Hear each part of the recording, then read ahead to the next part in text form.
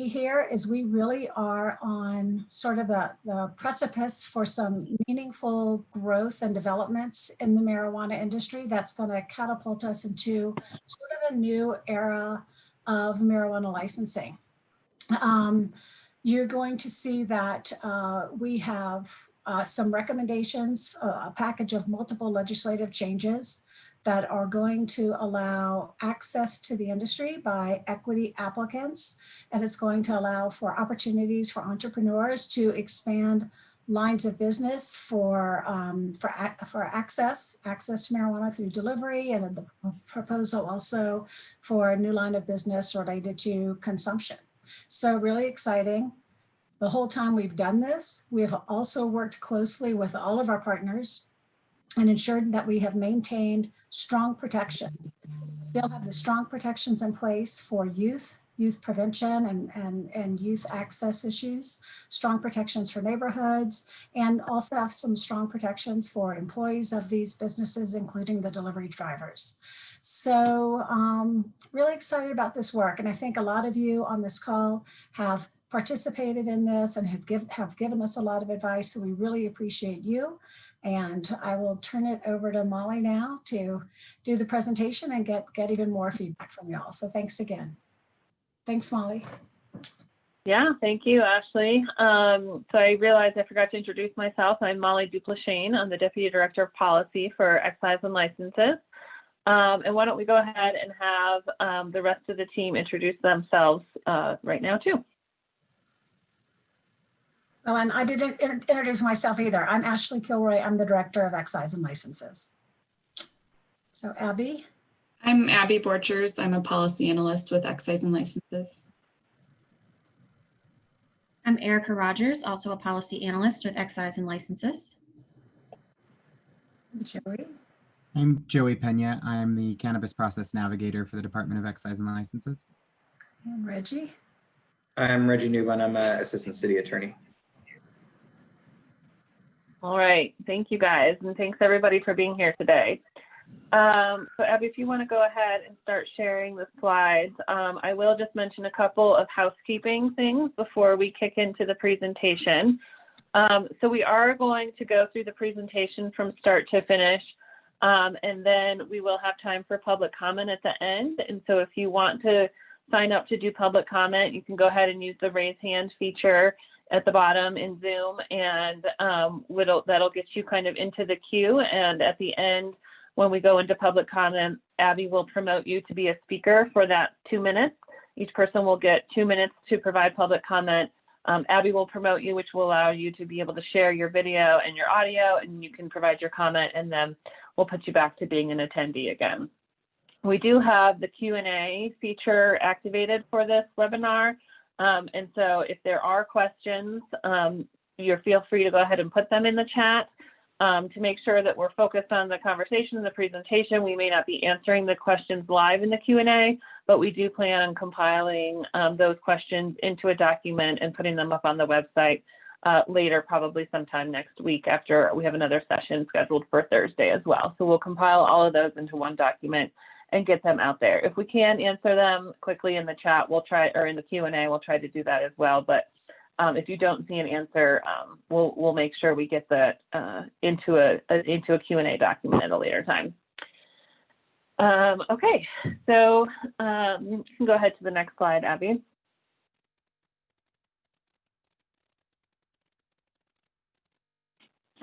Thank you. Okay, so why are we here today?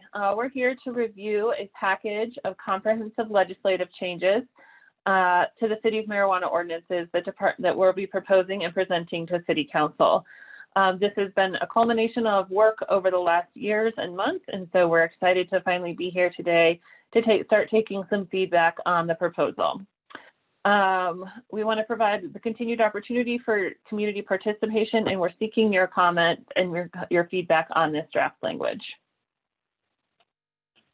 Next slide. So Ashley mentioned several of these at the beginning, so I don't need to go through them again in detail, but we presented the graphic on the right during our work group that we had in the spring and fall. And just a reminder to everybody that we always, as a priority for the city, we try to keep the equity lens really in the center of all the work that we've been discussing and all the work we've been doing, and that it really overlaps every aspect of the proposal. At the same time, we want to make sure that we're considering that the proposal be thoughtful and have responsible implementation and be able to responsibly implement it. We want to still meet the needs of the residents, businesses, and visitors, while also ensuring the health and safety and well-being of our city.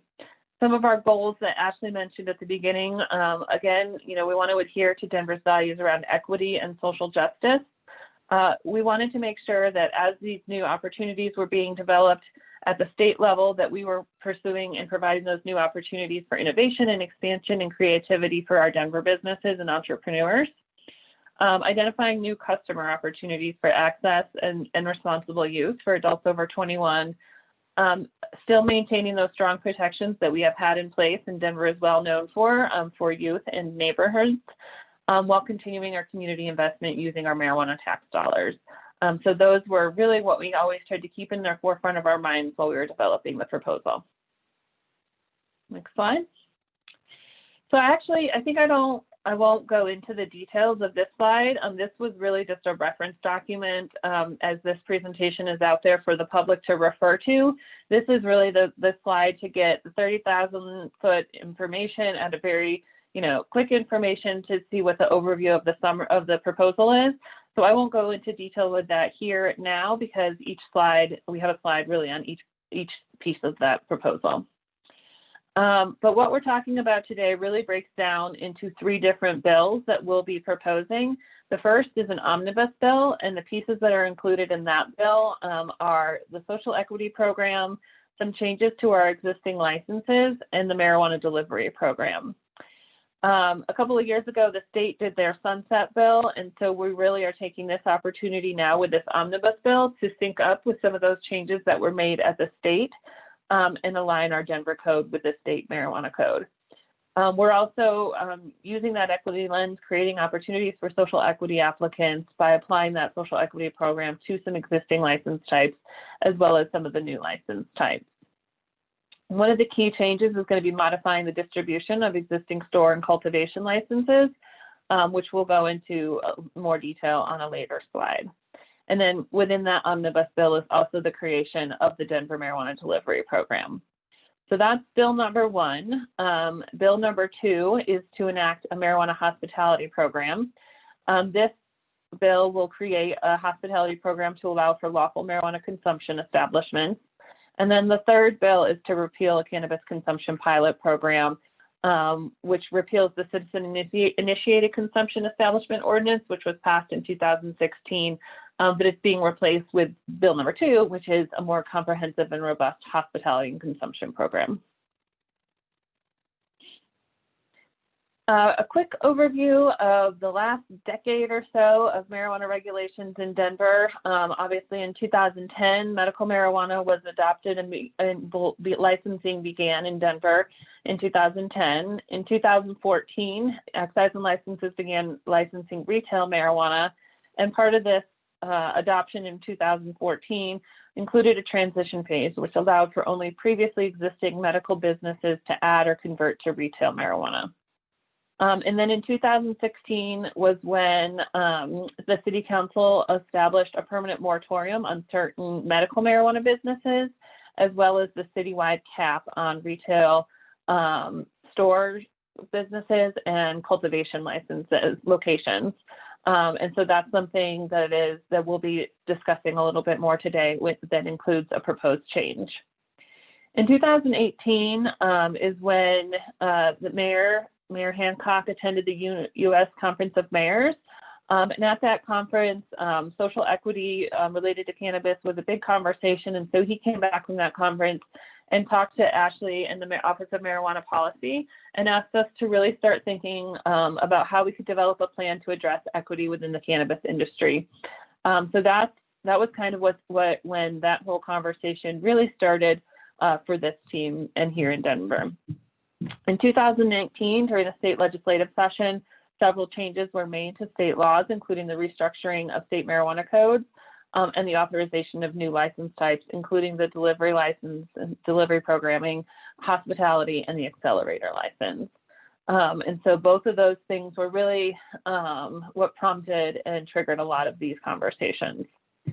And then earlier this year, in early 2020, Excise and Licenses calculated and published that citywide cap that was established in 2016. All those licenses were processed, and we were able to set the cap. And then we did go to City Council at the beginning of the year and ask them to postpone holding the lottery till sometime in 2021, so that we could go through this process that we're in right now. And so in 2021, sometime early in 2021, we'll be proposing this package of bills to establish our equity licensing program, align our code with the state law, and authorize those new license types. So just some background and information around how this conversation has evolved and all the conversations and research and work that's gone into everything we've done to get to where we are today. Both the Office of Marijuana Policy and Excise and Licenses and our city team have been doing a lot of outreach and research and planning to get to this point. And so going back, like I said, to 2018 and 2019, we started having some informal stakeholder outreach, and when we began our research on this topic. We compared and monitored equity programs launched in other cities and states and really tried to learn from them around some of the programs that they were implementing and some of the challenges and successes that they were seeing. We organized and participated in panel discussions and interjurisdiction meetings. We held our Denver Marijuana Management Symposium and had panels for a couple of years on social equity programming within the cannabis licensing environment. We had participated in rulemaking work groups at the Marijuana Enforcement Division with the accelerator license and some other social equity topics at that level. We've been participating in the Black Cannabis Equity Initiative, speaking on podcasts, really trying to get out there and have conversations and learn as much as we possibly can so that we can implement a successful model. In 2019, we also conducted a cannabis business and opportunity study. This included key informant interviews with 23 business leaders and industry employees, 3 stakeholder sessions, 2 public forums, an online survey that generated about 316 responses, and also included some additional research to review equity programs in other jurisdictions and analyze the market conditions. And so both of, all that work in 2018 and 19 combined with this study really is what informed a lot of the work and a lot of the proposals that we have on the table today. And then finally, as many of you know, we convened in the spring of 2020 a diverse work group, the Marijuana Licensing Work Group. We met 4 times, twice in May, twice in June, and then a 5th time in September. It was made up of social equity experts, Denver lawmakers, city and state regulatory agency representatives, law enforcement, business stakeholders, and home delivery industry representatives. We really took some time to go through different details and different aspects of delivery and hospitality and the social equity, and got feedback and got lots of great information, which helped inform the proposal. Each of those meetings, sorry, back one more time, it just included an opportunity for public comment and written comment, and they were all recorded and posted, and they're still on our website if anybody is interested in going back and hearing the discussions that occurred at those meetings. So with that, I will turn it over to Erica, and she is going to walk us through the omnibus bill proposal. Thank you, Molly. So we'll start with an overview. Next slide, please, Abby, of what the omnibus bill does. So it's a total repeal, rewrite, because it covers a lot of different areas, but some of the key things that you'll see from the existing code to the new code are in these 4 blocks. So as Molly and Ashley both mentioned, that focus on equity. So looking at not just creating a new equity program for social equity applicants, but also reimagining how our existing provisions are written and operationalized to make tweaks where we need to make them more equitable. The other big thing this bill does is align wherever possible our Denver marijuana codes with the Colorado marijuana code. So what you'll see are changes in location of the code provisions as well as the terminology. And that's just for consistency and ease of readability for applicants and the public. The third thing it does, and this is a big piece, is reimagines how we distribute licenses. We've been kind of operating under the same framework since about 2016 when we adopted the cap and lottery. So we'll go over what we're thinking for about replacing that cap and lottery with our licensing exclusivity for equity applicants. Finally, in the omnibus bill will be the authorization for marijuana delivery. So it's going to create that program with the opportunities for social equity applicants. Going high level, so why the focus on equity in marijuana specifically? Most of you are familiar with a lot of this information, but just to keep it at everyone's forefront of their mind, years ago, nationally, we saw public policy being created both federally and at the local levels, all a part of the war on drugs. So in 1970, Congress passed the Controlled Substance Act, and it was something that the president at the time declared as a high priority.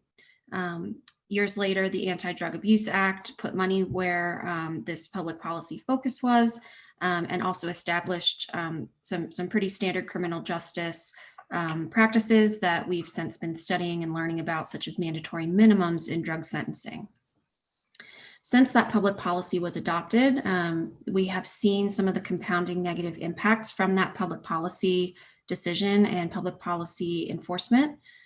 Criminal justice data and research have shown, not just in Denver, not just in Colorado, but across the country, arrests and convictions for drug offenses have had overwhelmingly negative impacts on a person's life. So whether it's economic, educational, health-related opportunities, those drug convictions and arrests have a detrimental effect.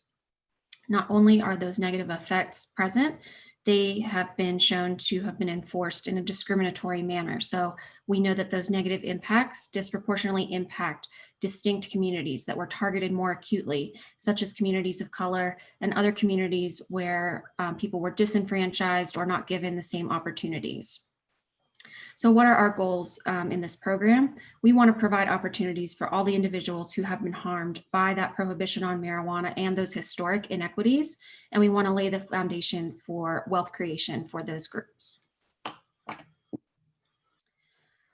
So in looking at marijuana policy, Molly laid out kind of the timeline of where we've been in the past decade. And so I wanted to highlight some of the impact of the early regulations on equity. It's a different world than it was 10 years ago, 5 years ago. And so we're constantly looking to assess what the laws need to be to address the concerns of the day. When we looked at early marijuana policy, we saw there was a need for strict regulations due to the federal prohibition on marijuana versus the state desire to legalize. So that resulted in the need for technical expertise, the use of consultants, attorneys, architects, professional services. That was one barrier to entering the marijuana industry, was that cost and that need for professional services. Another barrier to entry into the marijuana industry was that those initial laws that legalized cannabis did not have any specific provisions for equity. At the time, the equitable policy seemed to be legalization itself. Since then, we've obviously learned where that creates additional barriers, so we're looking to address those. Another barrier was that individuals with certain convictions could not work in the industry or could not own marijuana businesses in Colorado. And finally, vertical integration and lease requirements resulted in high entry costs on top of the need for those experts, consultants, attorneys, et cetera. So those are some of the things that as the industry was developed and as the regulations were developed, created barriers to entry into our market. What we did then is we looked at our ordinance and we tried to create our policy using an equity lens. I know that the city has talked a lot about our equity lens and what is it, how is it used? So this slide kind of covers what it means to look at a policy using an equity lens. So as we went through the decisions, each decision point, each policy change, each thing that we considered, we were constantly asking ourselves these questions to try to figure out what the most equitable solution could be. Some of the questions were: who will benefit from the decision? What are the associated burdens or unintentional impacts on a given demographic? What are the disparities addressed by the decision? And how can we document our action steps to correct any burden of unintentional impact connected to these key decisions? So as we go through, you'll see kind of the results of the conversations that we had asking these questions as we went along. So with that, we'll go into the details of the equity program we are proposing and seeking feedback on. The first piece is to look at who qualifies as a social equity applicant. Who are the people that can benefit from the program? And we've decided to adopt the same definition as the state of Colorado, and it's laid out here on your screen. A social equity applicant throughout the state and here in Denver would be somebody who either individually or with a group of other social equity licensees owns at least 51% of a marijuana business license, has not been subjected to disciplinary action by a licensing authority, and then can prove one of the following from the second column there. And these are the effects of that war on drug policy that we talked about earlier. One of the ways they can qualify is that they resided in a particular area between 1980 and 2010 for 15 or more years. So they could either have lived in a disproportionate impacted area, which the state has defined, or an opportunity zone. The other way they can qualify is if the applicant themselves or someone in their immediate family was arrested or convicted or suffered civil asset forfeiture due to a marijuana offense. And the third way is that the applicant's household income did not exceed 50% of the state median income. So there's a couple different ways that somebody could qualify as a social equity applicant tied to that acute effects of the policy. Next, we'll talk about once somebody qualifies to be a social equity applicant, what are the opportunities for them once they get that designation? So in Denver, our program will look like this. We will offer to social equity applicants a licensing exclusivity period of 6 years for the following licenses: stores, transporters, cultivations, manufacturing, and all 3 types of the hospitality license that Molly will talk about later.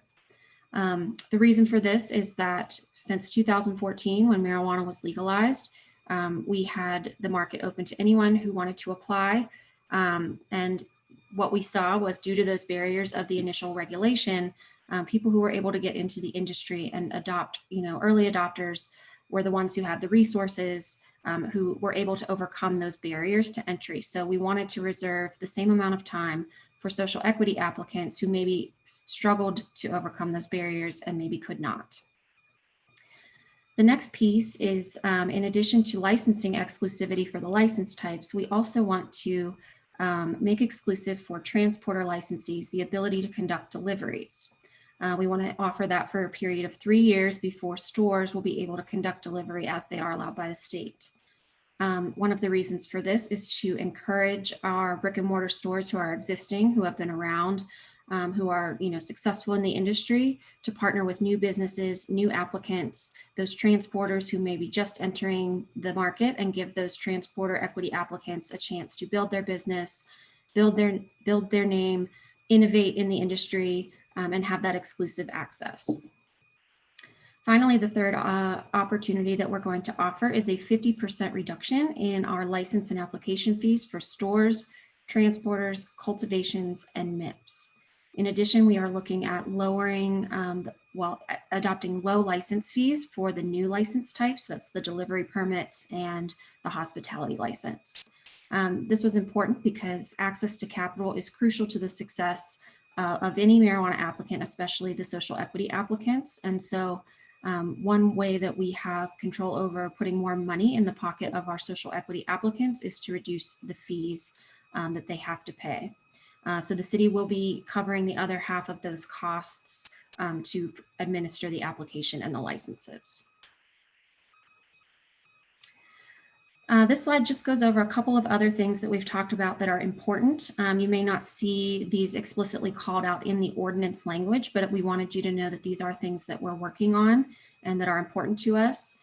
We do allow for local market entry through the state accelerator program that is in the bill language, that social equity applicants can enter the market that way. We also want to create social equity applicant-centered guidance for navigating the licensing and permitting process. Many of our applicants may be new to business licensure in Denver. They may be new to marijuana business licensure. And so we want to make sure that we're supporting them by offering as many resources as we can through our process navigation. Another way we want to support them is through education, partnering with marijuana industry associations and law firms so that we can have workshops to provide business development support for, like I said, these social equity applicants who this may be their first time receiving a business license in Denver. Finally, that last piece is just something that I mentioned. Access to capital is so key to the success of any of our marijuana licensees, especially social equity applicants. So we are currently in the process of exploring a local grant or loan program in partnership with our Denver Economic Development Department. So that's not currently in our omnibus language, but it is something that we may be proposing in the future as we figure out the details of how something like that would work. Okay, so that is kind of the overview of the equity program specifically. Now I'll talk about some of the other changes to the code in the omnibus bill.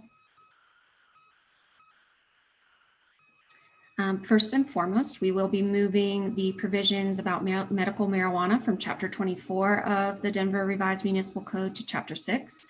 That's where retail provisions are currently located, and this will allow us to condense and make more concise where the regulations are. We're also mirroring a move by the state to have consistent terminology. So for example, instead of medical marijuana centers and retail marijuana stores, we will follow suit with the state to call them medical and retail stores, and also with cultivation facilities. Finally, we have looked through the requirements for our existing licenses, those stores, those centers, those grows, those MIPS, and we've evaluated them using that equity lens I talked about. And so we're tweaking those as necessary or clarifying them to make sure that the requirements are clear. Another key piece of the omnibus is taking our existing youth protection regulations from our current code and making sure that they're as strong as they need to be. These fall into 3 buckets typically, addressing advertising, density of outlets, and then proximity of outlets to other protected types of organizations and businesses. With advertising, we are maintaining our current advertising restrictions, which are pretty strong in Denver. The state in 2019 exempted branding from marijuana advertising restrictions and allowed for outdoor advertising.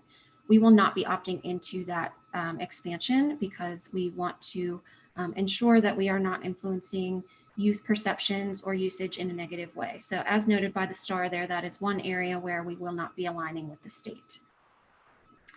When it comes to density of outlets, we are maintaining our prohibition on new store or cultivation locations, whether they're a brand new license or transferred in our top 5 most saturated neighborhoods. In the event that we will have, a tie in any of that we will err on the side of protecting more neighborhoods. We are also maintaining the director's ability to consider density of outlets when she issues or denies a new license. And we are keeping that 1,000-foot buffer between stores. We know that density of outlets is a factor on youth perceptions and usage of marijuana, so we wanted to make sure that we maintain those restrictions for youth. The third bucket is proximity. And again, we are maintaining our current proximity restrictions for all license types. These are the setbacks from places like schools and places where youth gather. However, we will be adjusting the method for how we measure proximity for 3 categories, which is drug and alcohol treatment facilities, city recreation centers, and outdoor pools. What we were seeing is that across the city, the way we measured gave certain neighborhoods more protection than others based on the size of the land that those types of protected uses were located upon. So we wanted to make that fair across the board. Next, I'm going to talk about the cap and the lottery. So just a quick refresher on what those two things are. Currently, they're in the section 6201 and 6203. The location cap is a maximum number of new retail marijuana store or cultivation licenses that can be issued subject to locations. That formula for how to calculate it is in ordinance, and earlier this year, the department published what those caps are for retail stores, cultivations, and then cumulatively. Once those caps are calculated, oops, sorry, go back one, Abby. Thank you. Once those caps are calculated, then the ordinance requires the director to hold a lottery to distribute any new licenses under the cap. And that's where protection is given to the top 5 most saturated neighborhoods. Now we can go to the next. So what we are proposing with the cap and the lottery is to remove that cap on stores and grows and cumulatively, eliminate the lottery as the process for distribution of the license, but keep that protection for the saturated neighborhoods. So as it was initially imagined, the cap was intended to protect communities from oversaturation. However, as we've seen and researched, we are noticing that the cap could exacerbate inequities in our code, resulting in scarce number of available locations and driving up that cost of entry. Eliminating the lottery will allow us to offer a program by which we can exclusively give licenses to social equity applicants. The lottery, again, was intended to kind of level the playing field between players who maybe had more resources and players who didn't. However, it left it up to chance, and that chance is less equitable than ensuring that only social equity applicants can get those licenses. We've also seen that other jurisdictions, since we adopted the cap and lottery provisions, other jurisdictions who have implemented a lottery have faced legal challenges with equity applicants footing the bill and bearing the burden of those delays from legal challenges. In keeping that protection for the 5 most saturated neighborhoods, we felt that that was a strong value when the bill passed. We also want to extend it in the omnibus bill to apply to transfers of locations. So not only will we not issue new licenses in those top 5 most saturated neighborhoods, we will not permit transfers of location of existing businesses into those neighborhoods.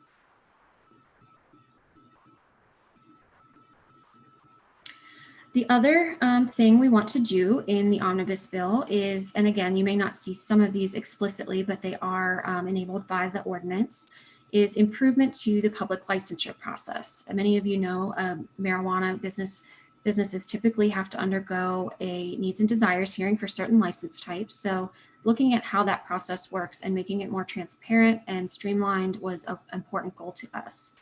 One way we're going to do this is to require a social impact plan to be submitted with the application.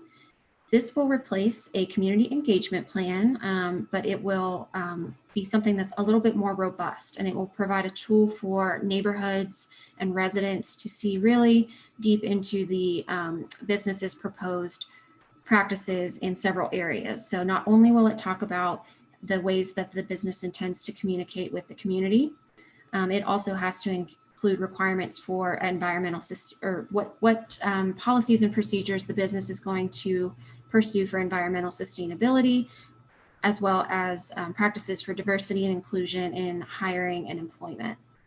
Those social impact plans have to be publicly available, and then every year on renewal, that business will have to update the department on whether they met their goals that they laid out in the previous year, so that the public, when they attend a public hearing, either for initial licensure or a renewal hearing, they will have all of that information and can better testify on whether that licensee is needed and desired in that neighborhood. Another thing that we are including in the proposal is evidence of community support for hospitality licenses. Molly can talk about this a little bit more. That will be included in the social impact plan. That evidence of community support was a feature from the citizen initiated ordinance, so we thought it was good to keep. And then also we're looking at changing if there is no filed opposition to a license application. We want to look at allowing for an expedited docket style hearing. This way it cuts down on the time and resources that applicants need to appear at the needs and desires hearing process. This last slide has a few additional changes that you'll see in the omnibus bill. First, we are aligning with the state on hours of operation for our stores. Instead of ending those hours of allowable operation at 10 p.m., we are extending to midnight. This will create more flexibility and opportunity for licensees, including our social equity applicants. And it also is something that is compatible with advice we've received from DPD. They've noted that burglaries at marijuana stores mostly occur in the wee hours of the morning between 2 and 4 a.m. So this hopefully should not affect the burglaries on marijuana stores. The next key piece is, kind of a tandem provision to go with this. With the extended store hours, we are adding a requirement that stores remove product from the sales floor and secure it either in a safe or a vault at night. There will be a implementation ramp-up period for businesses to prepare, but this is one way that businesses can protect themselves from burglaries. This is something Aurora has done and reported success on, so we included it in our proposal. Another change you'll see in the ordinance is that we are removing some of the listing of application requirements that are in ordinance. Most of those will be documented instead on your actual application, whether that's online or on paper.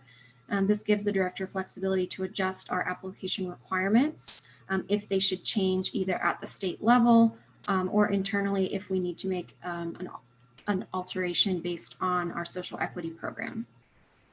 Lastly, we'll have some fee changes where we are increasing transfer of location fees for a small amount for licenses without a hearing and a little bit more for those that do require a hearing, and then increasing the cost for modification of premise and transfer of ownership to cover the cost of administering those changes. With that, I think I will hand it over to Abby now to discuss the delivery program in the omnibus bill. And just a quick, before Abby goes into delivery, just a quick reminder, it does look like we have one person with their hand raised. So if you want to participate in public comment at the end, go ahead and you can put your hand up and we'll call on you using the hand raise feature. And then we'll call on you at the end and we'll go through those for public comment. And I do see there are a couple of questions in the Q&A, so feel free to keep putting those in there and we'll be compiling those at the end. So just a reminder on those two things. Okay, I will go over the details of the draft proposal for delivery. So in accordance with state law, medical and retail marijuana stores and transporters will be able to apply for marijuana delivery permits. Under our draft proposal, only those transporters that qualify as social equity applicants would be allowed to conduct deliveries on behalf of stores from July 1, 2021 until July 1, 2024. After July 1, 2024, both transporters and stores would be allowed to conduct deliveries regardless of their social equity status. In accordance with state law, a customer or patient must be 21 or older to receive deliveries. And under the draft proposal, delivery would be allowed from 8 a.m. until midnight, which aligns with state law. We would also align with the state's limitations on the amount of marijuana that can be delivered. For medical, that's 2 ounces of marijuana, 40 grams of marijuana concentrate, and marijuana products containing up to 20,000 milligrams of THC. For retail, that's 1 ounce of marijuana, 8 grams of concentrate, and marijuana products containing 800 milligrams of THC. Delivery drivers must check a consumer's ID before they transfer marijuana to the consumer. As an additional requirement, we would require delivery drivers to use ID scanners to verify a consumer's age. And then all legal forms of payment are acceptable, including online payment. In addition, we would propose that delivery drivers be prohibited from accepting cash tips. Both the required use of ID scanners and the prohibition on cash tips are intended to act as safeguards against diversion to youth. There are a number of safety and security requirements outlined in state rules, including a requirement that video surveillance has to record the marijuana storage compartment and the front view of the vehicle, and that footage must be retained for a minimum of 40 days. Also, enclosed delivery vehicles cannot contain more than $10,000 in retail value of marijuana, and non-enclosed delivery vehicles are limited to $2,000 in retail value of marijuana. The draft proposal would also require that delivery drivers keep receipts for each delivery order in the vehicle so that law enforcement can verify the retail value of the marijuana in the vehicle. So where can marijuana delivery occur?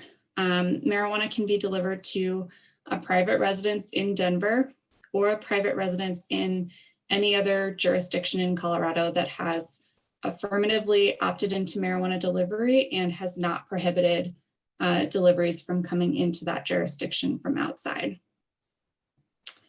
Marijuana cannot be delivered in any Colorado jurisdiction that has not opted into delivery or that has prohibited deliveries from outside the jurisdiction. Marijuana also cannot be delivered to any premises located at a school or college campus, any premises located on public property, any commercial property such as offices or retail space.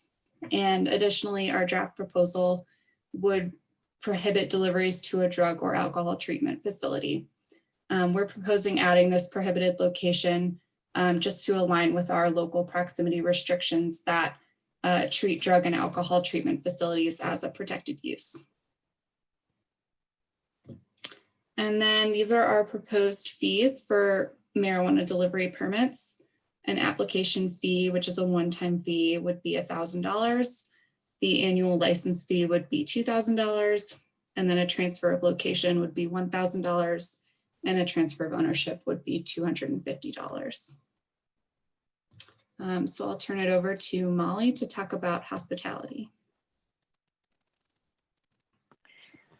Okay, thank you, Abby.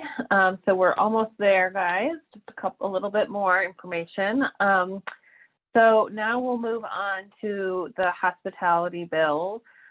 So what does this bill do? First, it authorizes marijuana hospitality establishments will be in alignment with the state marijuana hospitality license and create a Denver marijuana hospitality program to allow for lawful consumption of marijuana in establishments with smoking and vaping options.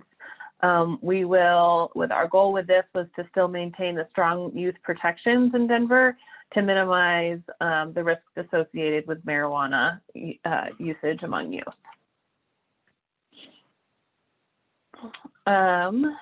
So just some background information on marijuana consumption laws in Denver and how they've evolved over the last several years. As I stated in the timeline in the beginning, Denver residents in 2016 approved the Denver Cannabis Consumption Pilot Program with the passage of the Citizen-Initiated Ordinance Initiative 300. In 2017, we spent some time adopting rules to supplement that program, and then which led to, in 2018, issuing the first license for a designated consumption area, which allows for marijuana consumption use. And then in 2019, there was a change at the state level, which allows us to get where we are today and make some changes. So House Bill 19-1230 created two marijuana hospitality license types, one for hospitality and one with mobile options, and then one for hospitality and sales.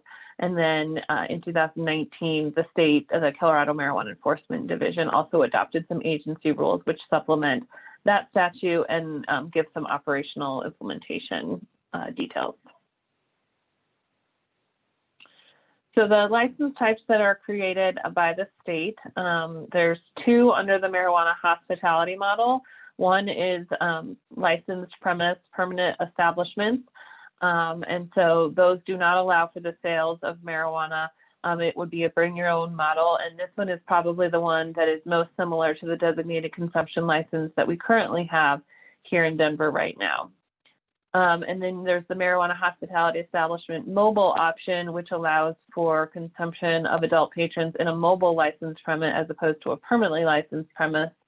It must be a vehicle like a shuttle or a bus, but there are still under this model no sales permitted. So again, it's still a bring your own type model.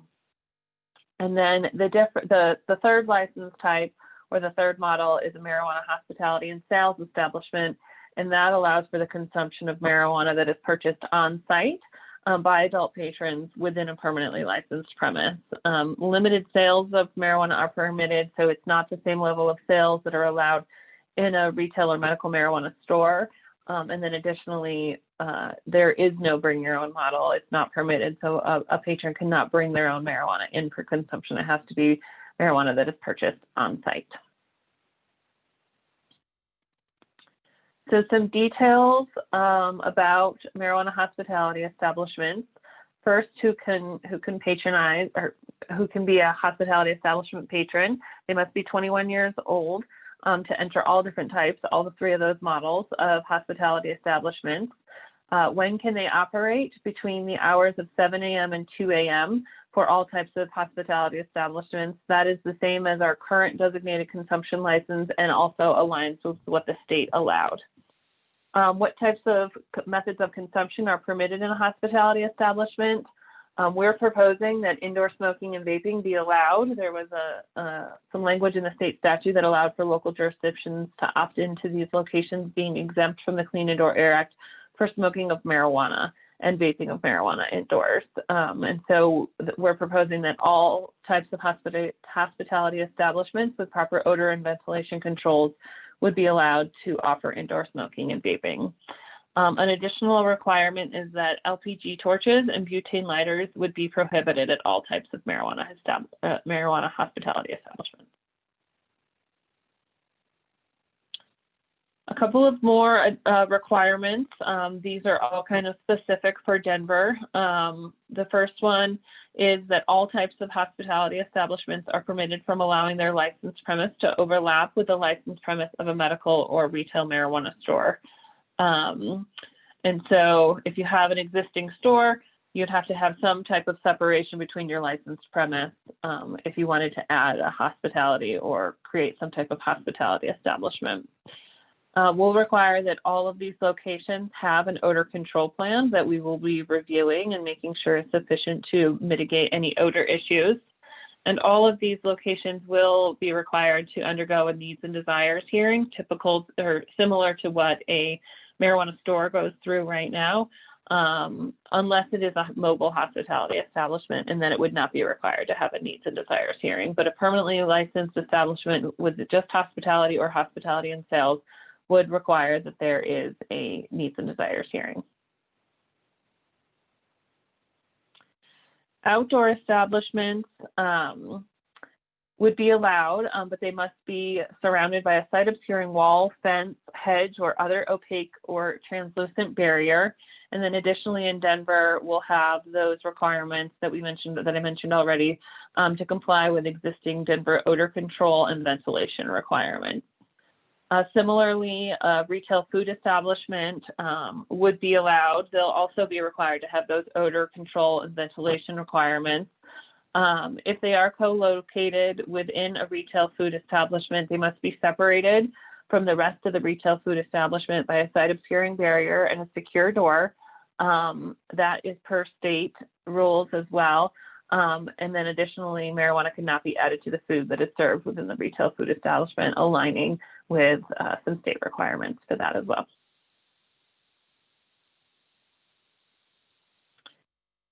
We will be proposing that to maintain youth protections that we'll be maintaining and basically applying the proximity restrictions that are currently in place for the designated consumption license. Those would be applied here for hospitality licenses as well.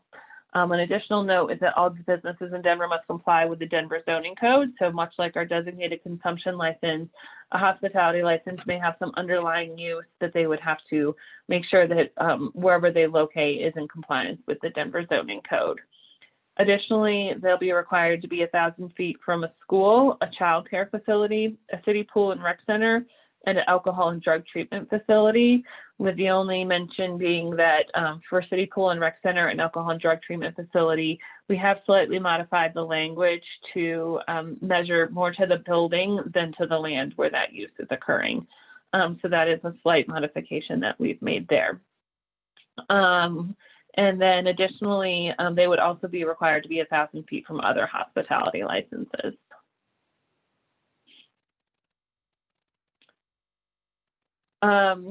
So some requirements that are specific to mobile hospitality businesses. First, in alignment with the state, the GPS tracking will be required of the mobile premise, and each route must be logged according to standard operating procedures. And then additionally in Denver, the applicant must supply the department with route information, which will be a part of the application. And they'll also be required to notify the department if they want to add or modify or change up something on their routes. And then they're also prohibited from allowing for consumption if the vehicle is stopped at any single location for more than 30 minutes. In alignment with the state, we'll be adopting those same sales limits for hospitality and sales establishments of 2 grams of marijuana, a half a gram of marijuana concentrate, and then marijuana products containing 20 milligrams of THC or less. Finally, the marijuana hospitality license fees that we're proposing are $1,000, and these are pretty close to what is already in place for the designated consumption licenses, but it's $1,000 for an application fee, which is a one-time fee, a $2,000 annual licensing fee, a $1,500 transfer location fee for hospitality and sales, because those will have hearings that are associated with those. And then $250 for transfer of ownership and $300 for modification of premise. And then the final piece of that is that once we have that hospitality program and license in place, we are proposing to repeal the designated consumption area license. And so this would be a separate bill that would repeal that program after enactment of the Denver Marijuana Hospitality Program. It also, as a part of that, establishes that any currently licensed designated consumption areas, as of, I believe, November 1st of 2020, they would automatically convert to be hospitality licenses. And then any existing designated consumption licenses who are converted would be required to either have a permanent premise or a mobile premise, so they would fit into that hospitality model as opposed to the hospitality and sales model. So what are our next steps after today? So as I stated at the beginning, all of this breaks down into 3 separate bills: the omnibus bill, the bill to enact marijuana hospitality, and the one to repeal the cannabis consumption pilot program. We're hoping to begin and complete the legislative process in the first quarter of 2021. There are some implementation details that are required, and so we'll be working on those throughout quarter 2 of 2021, and hope to have and plan an effective date for specifically for marijuana hospitality and delivery. Plan to have those applications ready by the beginning of quarter 3 of 2021. And we know that this is a lot of changes, and so we want to make sure that we're being able to track and measure the success and the impacts of all of these changes. So we're thinking through that and what that might look like now. We want to make sure that we're tracking data closely and being able to track the key information while this program is being implemented. By offering licensing opportunities exclusively to social equity applicants, we think we'll be able to easily track the number of applicants that are helped by the program. We also have included some information actually in ordinance that will be required to report out to City Council around that exclusivity, and we'll be reporting out to that prior to the sunset of that requirement. And then there is, as Erica talked about, the requirements for the social impact plans and certain applicants to submit them, detailing their goals for community outreach, diversity and inclusion, and environmental sustainability. And these plans will be required to be made public, requiring the licensees to report on their yearly progress. And so that's just another effort of how we can make information more available to the public and inform the public about the efforts we are making, as well as the marijuana industry is making, and how we're showing and tracking some success. So finally, we are in this stakeholder outreach phase, taking feedback and input, and really want to hear from as many people as possible. We've got this session scheduled for today, and we have another one scheduled for Thursday morning. And we are happy to schedule additional times and meetings for people that want to hear more information. We're talking about potentially adding an evening session for this type of briefing and this type of outreach in early January. So keep an eye out for that if you have others that were unable to attend today. And written comment can be submitted to marijuanainfo@denvergov.org. There is a template that is linked in this presentation and it's also on our website. It's available for your convenience. It's not a requirement. You're free to submit your written comment in whatever format works for you, but that template is out there if you want some guidance.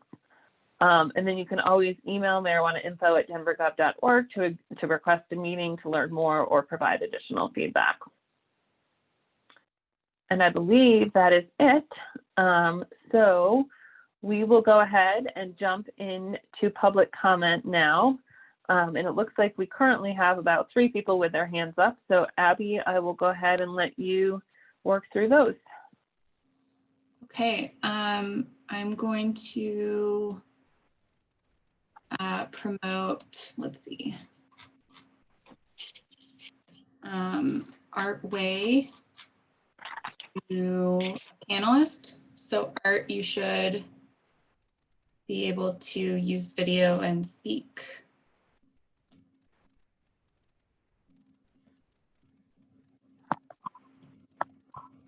Hi, everybody. You can hear me?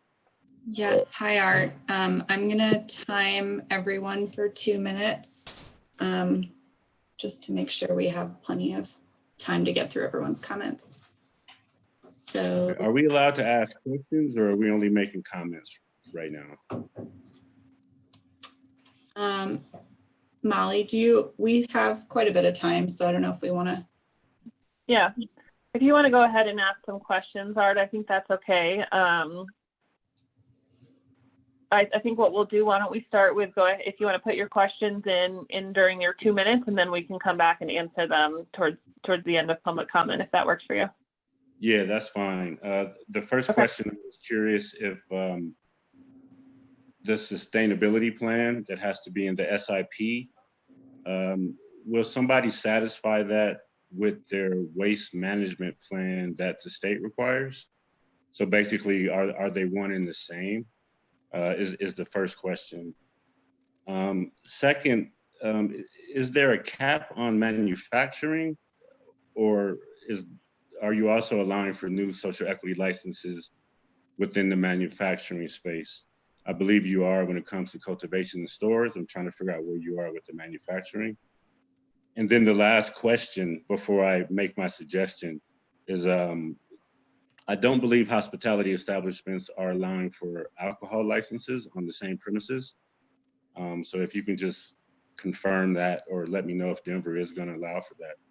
And then my suggestion is, especially when it comes to the manufacturing and cultivation space, I think it'd be great to allow a non-social equity license to be granted if the business plan for that person is to host accelerators within their cultivation or manufacturing space.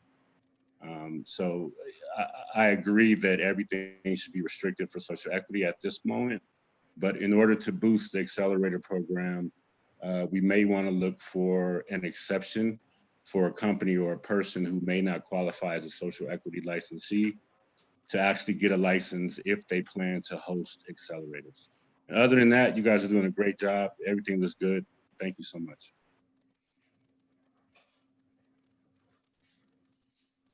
Thanks.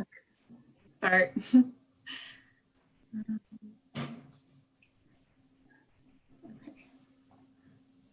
Next is Tom Moore. I'm promoting you to a panelist, so you should be able to use video and speak.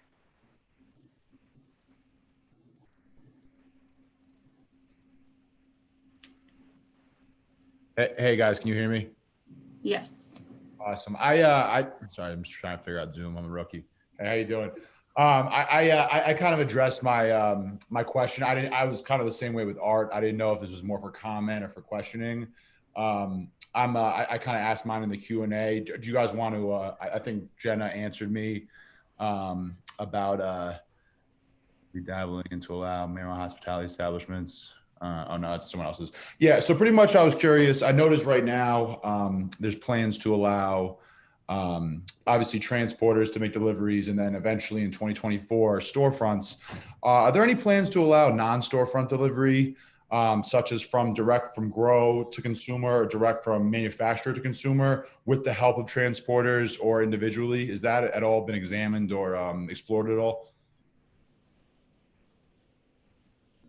So I'll go ahead and answer that one quickly and it is a quick answer. And then I will, when you're finished, I'll go back and answer Art just to make sure that if other people have similar questions, we know the answers to those ahead of time. So, but the answer to your question is, Tom, is that that's not allowed per state. So that's something that we cannot allow until there is a change in the state legislation. Gotcha. Okay. So that's more of like, this is more so Denver's interpretations of the state law, but that would be more of a state change that would have to happen. Okay. Okay. Very interesting. And the only reason I say that is we have a branch in Los Angeles as well. And we in Los Angeles currently, there's what's called non-storefront delivery. We just work with some people to do like subscription boxes and some kind of like recurring orders each month, which I think is really helpful, especially with like veterans and stuff who like to kind of get the same product, you know, every single month, certain amounts, offer a little bit of a discount, things like that. So yeah, I was just curious, but thank you so much, guys. Everything else sounds great. It's nice to know the social equity program is coming into effect out here. That's something that's very large and effective in California. So it's nice that Denver is definitely taking steps in the right direction there as well too. So yeah, that's it for me. I really appreciate it, guys. Thank you so much. Great. Thank you. Molly. So I'll quickly go back and address Art's questions real quick. So for manufacturing, we're not proposing a cap. There is no cap currently on manufacturing, but I think, and you mentioned it in your suggestion, but they would be excluded to social equity applicants for 6 years. But we took note of your suggestion to consider allowing a new manufacturing license, which would be for people if they were willing to host accelerators. And then the other question was around hospitality, and it's not allowed per state rules and law, and it wouldn't be allowed in Denver to overlap a liquor license premise with a hospitality premise. And so that was one other question. And then your last question was around satisfying the state requirements for a waste management plan within the sustainability components. And I think we can talk about that some more, but I think the gist of it is that we want to hear about what the sustainability plan is and the sustainability efforts by the businesses, yet they still have to comply with the state's waste management plan. They may be similar and the same, and you still have to be in compliance with the state's waste management plan. But what we're trying to get to with the social impact plan is just the efforts that a business is taking to address environmental sustainability. Okay, next is Samantha Walsh. I'm promoting you to a panelist so you can use video and unmute yourself.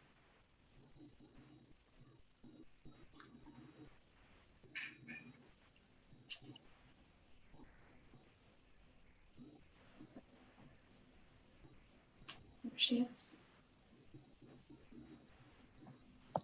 Hi, sorry, cut me off for a second. Thank you so much. Samantha Walsh representing Simply Pure Colorado Cannabis Tours and the Black, Brown, and Red Badge Coalition. We've been working really hard on social equity, so we're really glad to see the city moving this forward. We've got a couple of questions about hospitality, as hospitality is the one of the easiest entry points for social equity candidates. We're glad to see the city is going to be reassessing proximity measurements from outdoor recreational facilities and pools and parks and things like that. But have you considered lessening the requirements for hospitality from other store locations and to mirror those with bars. Bars, it looks like there's only 2 proximity restrictions of 500 feet. And because this is going to be the easiest entry point for social equity applicants, it does make sense that we, you know, lower the barriers to entry as much as possible. Is there any thought into putting that in to be 500 feet? The original restriction around 1,000 feet when dispensaries and cultivation facilities were first implemented back in 2012 and 2013 is because of federal, it's the federal felony law that once you had a certain amount of plants within, or, you know, amount of an illegal substance within a school, it carried 10-year felony sentencing enhancements. So because that doesn't necessarily apply for people who are simply consuming cannabis within 1,000 feet of a school or childcare facility, you don't have those felony and sentencing enhancements that was originally implemented for dispensaries and cultivation because of the amount of product that they're carrying. So we think that that could be something that you guys should reassess with the 500 feet restrictions to be more in line with alcohol as opposed to 1,000 feet. And this will also decrease, you know, concentration of marijuana establishments within our more vulnerable and at-risk communities, because then it opens up. And then that was just my comment. So, and also I guess a question. And then in addition, will the current DCA licenses, will they also have to go through a needs and desires hearing? I saw that in the ordinance, it allows for that transfer. In that transfer, initially they didn't, because I don't believe DCAs initially have to go through the needs and desires, but will they have to if they are transferring, you know, to the new license type?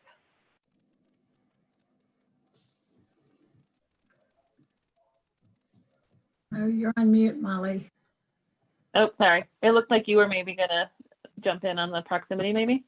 Yeah, so Samantha, thanks for those questions. On the first part on the proximity, as you know, I mean, we've been working on this for quite a while, and we've really tried to strike the balance of allowing for new opportunities and new avenues for entrepreneurs, and then to support our equity applicants, but keep those, you know, strong youth protections in place, because we think because of the strong youth protections that we've had for a while, that's one reason why we have seen youth usage pretty much stay the same since legalization. And also when we've looked at this before, what we've also done that balance between, you know, protecting youth, but also keeping in mind ensuring that the industry has opportunities for enough available real estate to make this viable. So one of the things as we've revisited this year, you know, sort of all of our youth serving partners are still saying the same thing. Nothing's changed that would cause them to say they wanted to reduce the area restrictions. But with COVID, we have seen, you know, commercial real estate really take a hit. And so from a lot of conversations that we've had with a lot of different people, including some potential equity applicants, some current business owners, other people in the industry, as well as some real estate experts, there is a lot of commercial real estate available today. So we don't have, I don't see that weighing as heavy to decrease those area restrictions to open more properties when we still have the youth piece that we're working on. So, you know, and also we still get to that issue of, you know, at some point, just for, you know, bureaucratic ease, sometimes it's just, you know, it's hard when we have multiple different licenses, which have multiple different area restrictions or, you know, discrepancies between them.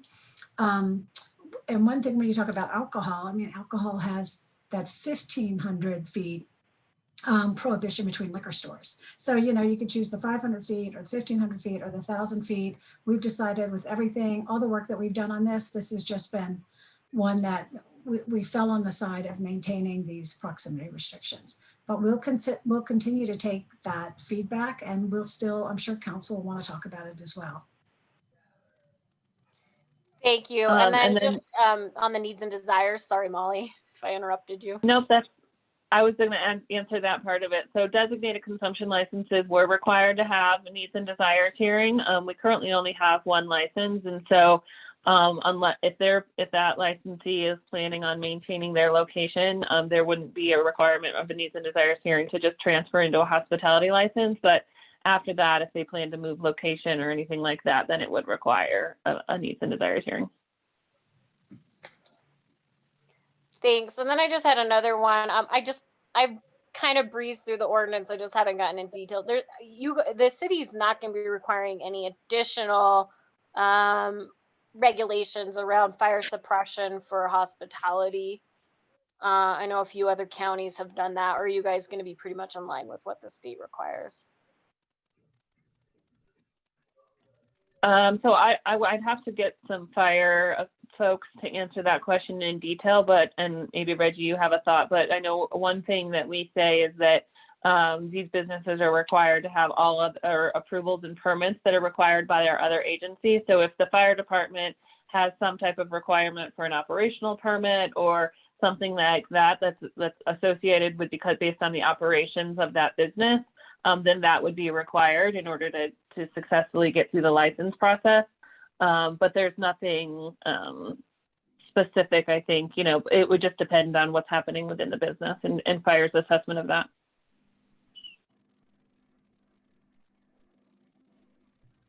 Thank you guys so much. Appreciate your time. Yep. Okay, next is Matthew Schifrin. I'm promoting you to panelist, so you can use video and unmute yourself. Excellent. Hello, everyone. Matt Schifrin, representing Pioneer.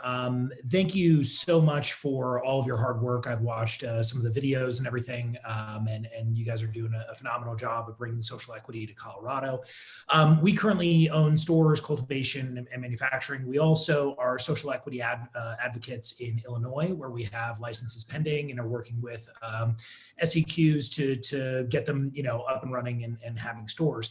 The biggest concern that I have and want to comment on what we've seen in California, Illinois, and other markets is where SEQs, social equity applicants, are sort of exploited by individuals with financial structures that essentially suck 99% of the economics of a business away from the SEQ and give it back to their own pockets.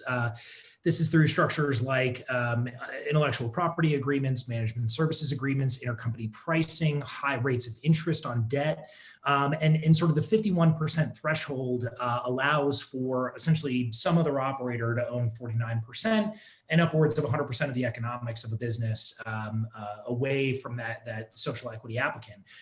We are huge advocates for social equity and think that it's a fantastic thing, but how are you proposing creating a structure whereby it's not just some multi-state operators or conglomerates or other individuals that are creating these financial structures and eventually circumventing much of the business that has been already created by minorities, by social equity applicants, by women, by Denver locals, where we've really struck a hard bargain to try to operate, with the privilege here in Colorado. So, because it doesn't appear as though any of the commission's proposals have sort of contemplated that issue. So that's my sort of comment and question in one. But again, thank you for all of your hard work, because it's incredible what you're doing, and it was very thoughtful. Oh, Ashley, I think you're Thanks, Matt. Thanks for that input. We really appreciate it. And that is something that we also have really thought about a lot and kind of struggled with. And I think Erica's probably the most up to speed on that issue. So Erica, can you let us know what your thoughts are on it? Sure. I know that, so I sat on the work group for the state legislative and rulemaking when it talked about the accelerator license, and this was a big issue, how to avoid exploitation. So when we were looking at who could qualify as a social equity applicant and what benefits would be available, we followed the lead of the state on that. So we are adopting that state definition of social equity applicant. I do know as part of the state's accelerator program, there are certain restrictions in place about contracting or agreements between accelerator licensees and the people who they are accelerating.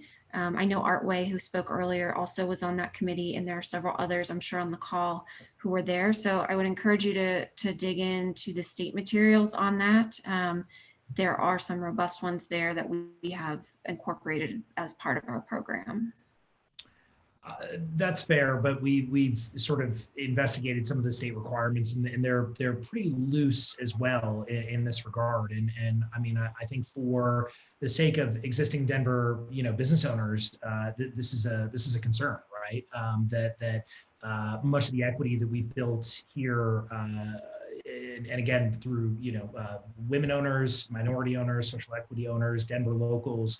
And potentially the new social equity applicants that are going to be, being awarded some of these licenses may not end up owning these licenses, right? And that's, or maybe they own the license on paper, but they're not actually generating any income from the license. They don't actually own it. They get bought out at nothing. So, the concern here is that we're not putting protections in place that are going to assure that those that are qualified to win, actually win. And I think that perhaps the commission needs to take into consideration additional support or counseling to help prevent some of the exploitation that we've seen in other markets. Well, we encourage you, if you have some safeguards that you would recommend, maybe in best practices in other cities, or that you've seen effective to prevent those kinds of exploitations, please do feel free to fill out our public comment form and suggest language in detail. We will definitely review that. Or if you have other jurisdictions that have been successful, that would be great information, and we would definitely look into that. Okay. For sure. Yeah. Great comments. Like I said, Matt, one thing too, I mean, this is our legislative package, the stuff that we have to get through council. And I think there was a slide or two about the other type of work that we want to do to help provide job training, to help provide support, whether through us or whether through some of our industry partners, to help give some of these equity applicants some guidance and training. And I think we were always talking about ensuring that we had that type of information so that they were dealing with their partners, on a fair basis, and have some education and background around that. But for anyone on this call, if anyone has any other thoughts on that and want to reach out to us and let us know, that's, I think that's, I think you see that across, not just in marijuana equity policies, but you see it across, the country, whether it's government contracting or other type of programs like this. It's a challenge. It's a challenge. Well, again, thank you, and happy holidays, and appreciate your time. Same to you. Thanks. Thank you. You're going to kick me off. Is GNR policy.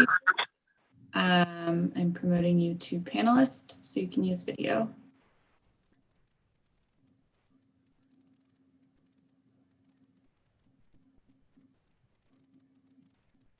Hey folks, Kevin Gallagher, CCMA, old login there. Our membership has some dispensaries around Denver. First of all, really appreciate the hard work that you guys are doing. It's definitely not an easy task, and just looking forward to all this stuff here playing out. Two concerns here. One, just asking to reconsider not aligning with the state's branding or advertising regulations. When we're looking at youth prevention in particular, when we look at data, youth is consuming, let's say, more even alcohol than cannabis, and Denver's not doing anything to restrict alcohol advertising.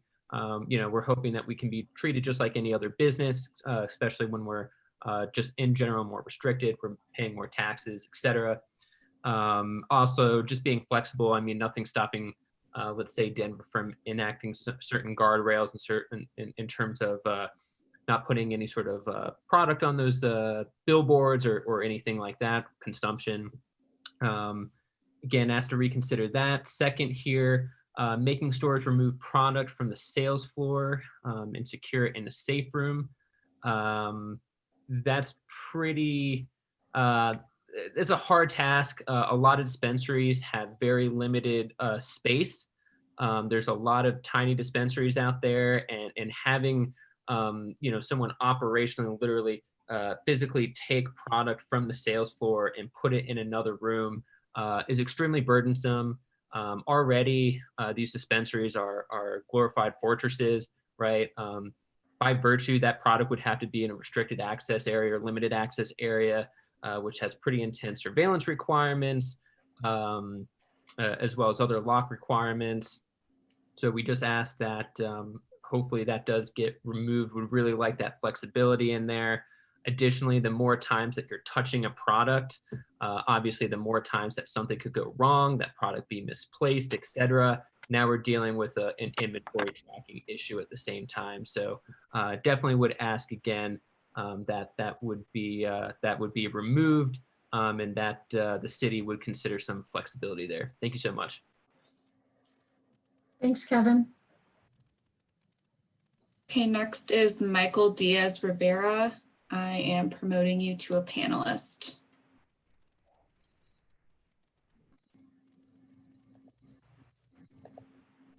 Hey, thank you for having me.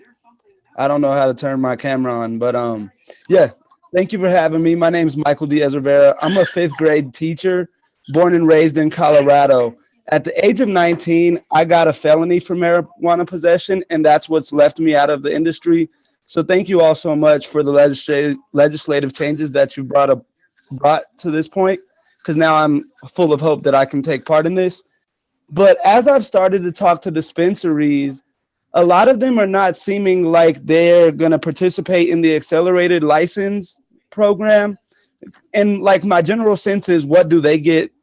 That, like, what can I offer them? So yeah, like Art said earlier, if there's any like financial support or tax something that we could do for them, I think that would be helpful. And I don't really know that. So actually, I don't really know. But my other question is the process navigation. As I've been left out of the industry and now I'm trying to learn things, when will that process navigation program begin, and how could I learn more about that? Thank you for all you do.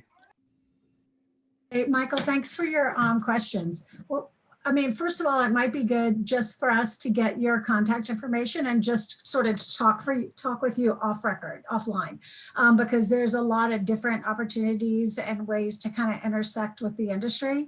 And we definitely have thoughts on that. And Joey, who is on the call right here, is our cannabis process navigator.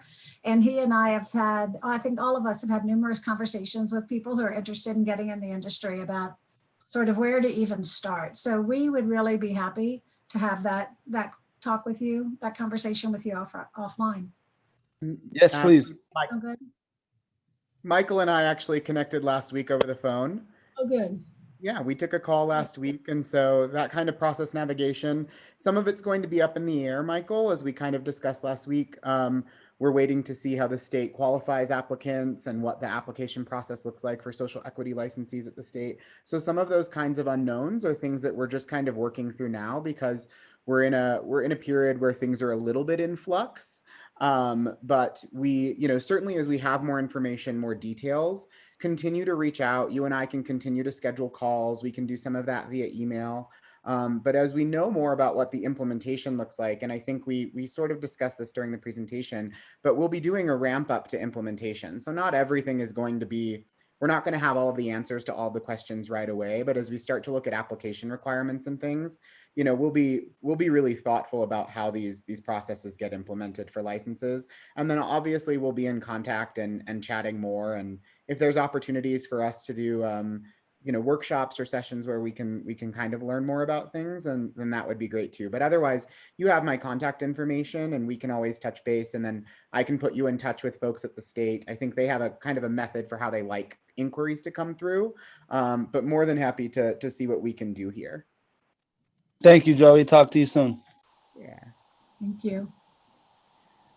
Okay, next is PJ Fitzgerald. I'm promoting you to a panelist.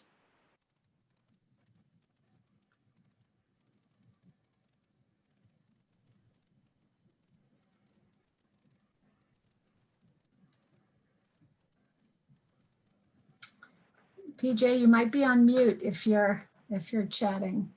Oh, there you are. Hi. Okay, there. Hi. So, hi, I'm PJ Fitzgerald. I'm the new Deputy Director of the Cannabis Division in the City of San Diego.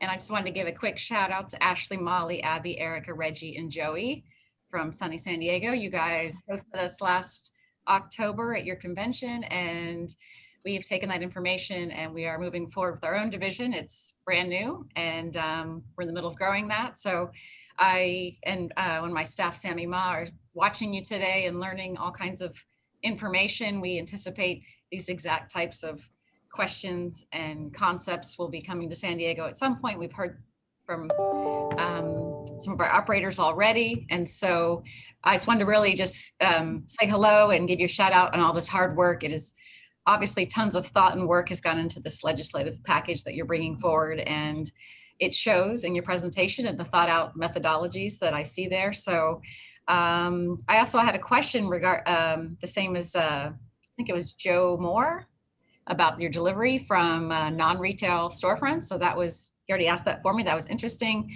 And so I just wanted to congratulate you guys on all this hard work and let you know that we're watching you guys as you progress ahead of us. So well done. Wow, thank you, PJ. We really appreciate that. And it has been a ton of work. And it's not just us on this call, it's a lot of people. It's not just us here. There's a lot of people here on this call from our community, from Art who spoke. I see him right here, but we had a lot of different people have the input, a lot of input in it. But you're right, you can totally steal all of Molly's PowerPoints, which really are amazing that the whole team put together. So I'll need them at some point. So no, but thank you sincerely. Tons of hard work and it's very evident. So well done. Thanks for the comments. Thank you. You're welcome.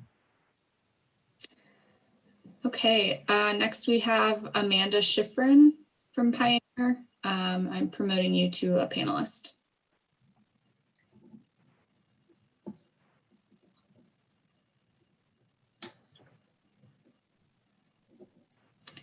I think you're muted, Amanda. Appreciate that. You think we'd have the Zoom thing down by now. Thank you all so much. We know how much work goes into this, so thank you. I'm a Colorado native, born and raised. I'm representing Lova as a female-owned retailer, 9-month pregnant as well. So really thinking about moms who want to get into the industry as well. But my concern is also about the exploitation. Matt spoke earlier, who I'm affiliated with, and we've just seen it go wrong a few times, and there is no right answer. I know everyone's trying to figure out the right path, and so I will follow up and submit some suggestions or things that we've seen that have gone well. But I do wonder if you guys have thought about requiring 100% ownership to go to social equity applicants, and or providing some sort of financing via tax revenue generated from the city, or finding some alternative ways, because as we know, it seems very easy to open anything and start running it, but it requires some financing and it's hard. So trying to think through how they're gonna find that. And then we just, would love to say that we would love to help anybody out. A couple people have spoken saying, who can I reach out to get advice from? And you guys can reach out to us. So you're on call. Okay.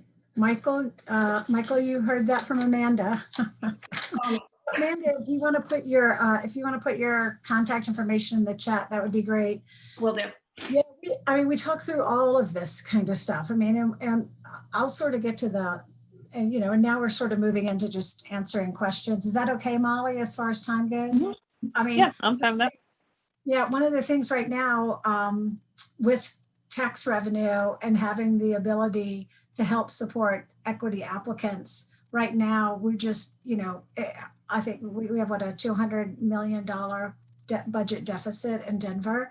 So we have been talking to and partnering with the industry. The industry has had a couple of great ideas and some input about how perhaps they could help equity applicants. We have other groups who are, talking about being able to provide training. We're talking internally. We haven't given up on, whether getting tax revenue from the state, because they have something called the Marijuana Cash Tax Fund.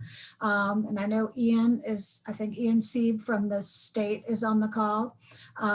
Definitely interested in, hoping to see if we could get some state tax dollars to do that work. Also talking to our Department of Economic Development and Opportunity. So we have been putting a lot of feelers out there. We've been talking to a lot of people, but you're right. The funding is going to be key. And then we did consider the different levels of ownership. Part of the reason why we liked the ownership structure like that, it was because it sort of forced partnerships, and have sort of a built-in mentorship. But Molly, I don't know, or Abby, you've been really involved in the financial conversations. Yeah, I'll just add that the 51% threshold is just one way for equity applicants to also raise capital if they can transfer some of their ownership to investors. If they have to be 100% owned by the equity applicant, it becomes difficult to sell shares to an investor. Agreed. Yeah, it's a hard problem. There is no right answer, right? I just from our own experience, we've just seen some other documents, get signed to where the social equity applicants, actually end up with really nothing, and it's just their name on the door to get people in. So we think this is great. It should happen. It should be equal opportunity for everybody. So we would love to just, give some ideas on how we can figure out a different way of financing. So it's not just investors who grew up doing this and have done a million deals, time and time again, and know how to skirt around. So that's sort of our only fear. Thank you, guys. So I'll just add one little piece, which is and we acknowledge and we agree with you that financing and providing some funding support is a critical piece. And our study showed that by one of the largest barriers to entry being access to capital. And so Ashley mentioned, we're talking with Ian, we're coordinating with the state, and we're hoping that some funding may become available to local jurisdictions in that way. And then we do have some other ideas around generating some revenue at the local level for some funding support. Didn't have that ready to go with this package, and it actually probably wouldn't require legislation anyway. So we're keeping moving forward with this and hoping that by the time this is all complete, we can announce some funding support at the same time as well. So it's on our minds, and we're working through some of those pieces. We just don't have them all tied up quite yet, but appreciate the keeping it at the forefront of our mind. Thank you, and thank you for trying to find solutions. Appreciate it. And good luck with your holiday. Yeah. Thank you. I know. I'm like, no, it's okay. Thank you, guys. Okay, next is Truman Bradley. I'm promoting you to a panelist.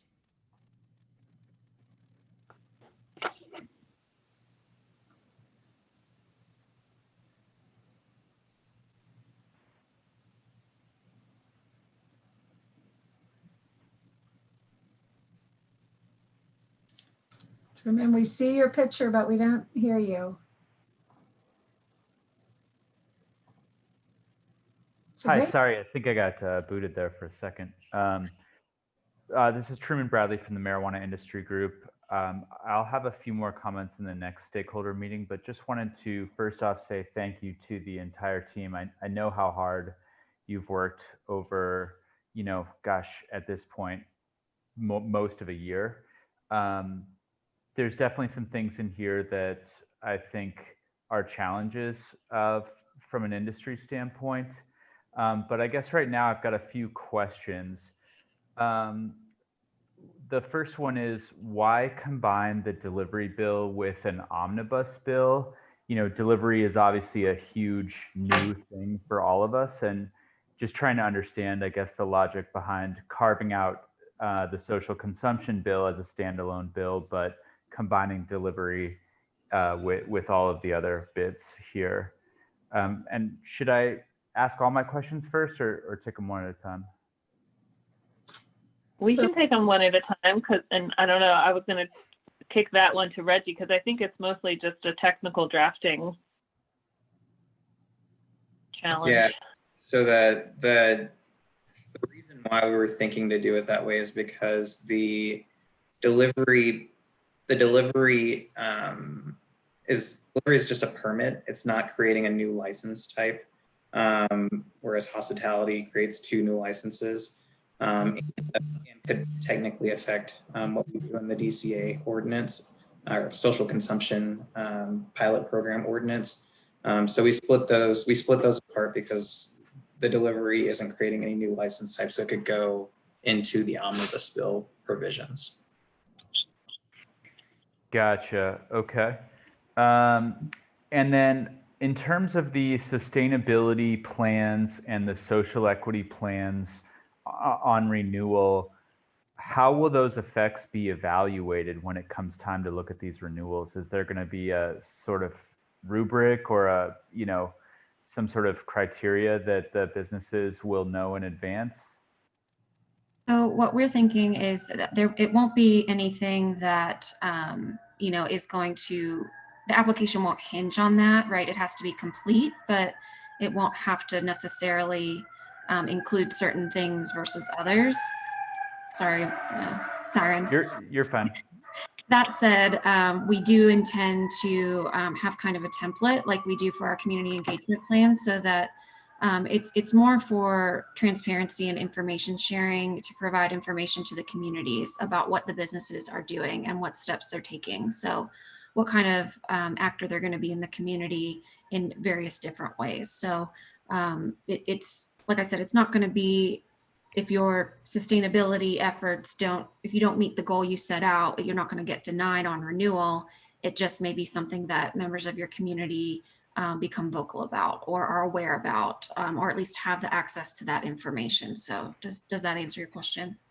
Yeah, so it sounds like it's more like reporting out on the effects of the plan rather than having the effects be evaluated by somebody within excise and license. Correct. Got it. Okay, that's helpful. Okay, next is section 6-225. This is around the fines. I have no idea what this means. And so just kind of wondering if the language could be made a little bit more either clear or simplified so that people like me can understand it.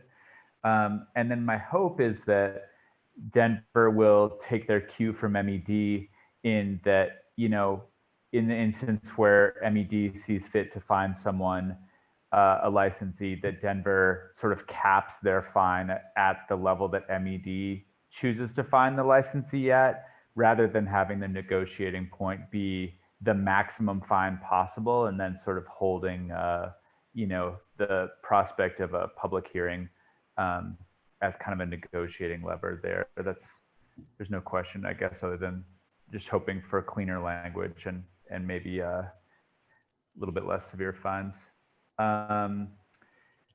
MIG would really like to see fees waived entirely for social equity applicants in this. I mean, that's great and big of you all to split the bill, but we would like to see you eat the whole thing. Like I said, I'll have a few more comments at the next session, but I think on the advertising, it's hard not to feel like, Cinderella here with the cannabis industry. When I look at the alcohol industry, cannabis is safer than alcohol. This is a fact. And so when I look at all the different ways in which the rules are different for alcohol than they are for cannabis, I start to get a little bit frustrated. The advertising requirements are one of them. The setback requirements are another one. So an example is social consumption. So I could throw a rock in Lodo and hit 20 bars. And that's great that liquor stores have to be far enough away from each other, but that's already in the code in terms of, cannabis stores being separate from each other. But when it comes to social consumption, I guess my question is, would the city be willing to share the data on which they made this decision about density? And, does that include cannabis, or is this extrapolating from alcohol? In which case, why are we talking about it, I guess? So that would be a question. And then I've got one more, sorry. I'm just going over my notes here. Oh yeah, go ahead. I can say I can address that data. We're certainly willing to share that public health data. Generally, one theme we've heard from public health use protection experts is that marijuana is so new that it's hard to have trustworthy long-term data on how things like advertising, density, and proximity impact youth perceptions and usage. So we rely where possible on alcohol. However, there is a consensus that these longstanding alcohol laws that for the most part in Denver are not in this department's control. They're more set by the state, did not go far enough to protect youth. And so that is one of the public policy reasons why some of our, where some of those discrepancies exist between liquor and marijuana. It's to, not repeat the same mistakes. But I'm more than happy to share some of that data with you, yes. Okay, so I'm going to say back what I think I just heard. There's no data about cannabis, but there is data about alcohol. We're not going to change any of the rules for alcohol, but we are going to impose new rules on cannabis. I think what we're doing is we're maintaining the rules that we have in place related to youth. We think we've seen success, and we know that Amendment 64, Amendment 64 itself had directives to have strong protections in place for youth as well, and particularly related to advertising. And then the Amendment 64 task force followed up on that. And I mean, Truman, we like we said, and you've been on the calls with us, we're balancing multiple issues and multiple interests. We have some people who don't want us to see us do this at all. They're worried about just even opening consumption establishments could cause an increase in youth usage. So yeah, we are weighing all the evidence we have. We are making the best decisions in light of all the information we have. We also have other people who think, from a public health standpoint, maybe we shouldn't even allow smoking indoors. And we are allowing that. And so there's a give and take, and there's a balance every time we make these decisions. So, I feel like that this is the best decision. We do know we have lots of data that shows, and I mean, we all know this, right, that youth are susceptible to advertisement. And it's a value of ours. It's been a value of ours from the very beginning to ensure that youth usage does not increase. We've been successful with that. So we are continuing to maintain those protections that we have in place, as a trade-off for branching out and allowing new lines of business related to consumption, related to delivery, related to access. Gotcha. Okay.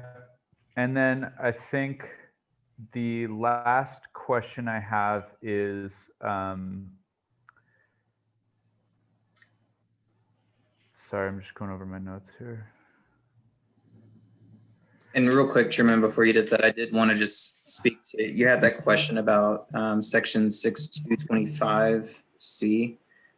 So that language comes from the fact, what we're attempting to do in that section, and I think we currently actually have that in code already, it's just providing that the provisions that are in Chapter 32 that limit the penalty amount to $1,000 isn't applicable to the marijuana code.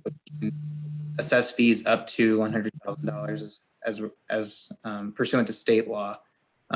And we currently, I think you brought up the fact that you would like to see some parity in state law. And so we adopt the state rules and regs, which also would provide the same level of the assessment fines. So for critical license violations that affect public safety versus license violations versus license infractions, we would assess our penalties in the exact same manner. So I think the last portion of your comments were about starting from the maximum versus somewhere in the middle, and I think that those are great comments that the department can take in and under advisement. But I just want to explain where the reasoning behind 6225C and see if that clears up any ambiguity that you might have had in that section. Yeah, thank you, Reggie. That's helpful. I definitely wasn't sure what I was reading there, so thank you very much. Last question.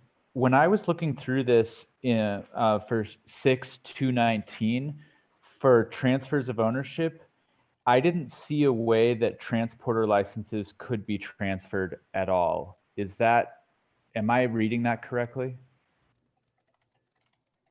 So never, ever, transporter licenses can never be transferred? Like if you start one of these, you just pass it on to your kids and then their kids, and I mean, you're in the game forever? I think Or that's a or the prohibition. license, So Right? that's a was state license prohibition, yeah. that was a state license, yeah, and it's that you can't transfer complete ownership. So I think it was created, so it used to be that you couldn't transfer ownership at all, Reggie, maybe correct me if I'm wrong, but I think with transporters prior to maybe this year, they couldn't do a transfer of ownership, or they could only do small transactions. Now they can't do a complete transfer of ownership where it's like 100% I sell my business to someone else. But that because a change of controlling beneficial owner can be that 10% threshold, that I could take investors who would be able to, I would do a transfer of ownership to be able to bring investors into my business. Got it. Okay. But I'm pretty sure that's in the state rules. Okay, thanks. Thank you. Okay, next we have Henny Lastly. Henny, I'm promoting you to a panelist.